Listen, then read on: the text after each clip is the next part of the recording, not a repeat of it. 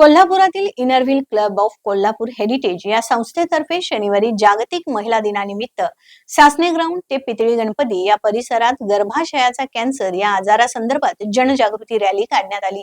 या रॅलीत महिलांची लक्षणीय उपस्थिती होती। सध्याच्या धावपळीच्या जगात महिला कामानिमित्त व्यवसायानिमित्त बाहेर असतात। या कामाच्या ओघात आपल्या आरोग्याकडे लक्ष देण्यास त्या महत्त्व देत नाहीत। परिणामी विविध आजारांना या महिलांना सामोरे जावे लागते। ही बाब लक्षात घेऊन जागतिक महिला दिनानिमित्त इनरव्हील ऑफ कोल्हापूर हेरिटेज या संस्थेमार्फत गर्भाशयाचा कॅन्सर या आजारासंदर्भात जनजागृती रॅली काढण्यात आली। ही रॅली सासणे ग्राउंड परिसरातून सुरू झाली आणि पितळी गणपतीजवळ तिचा समारोप झाला।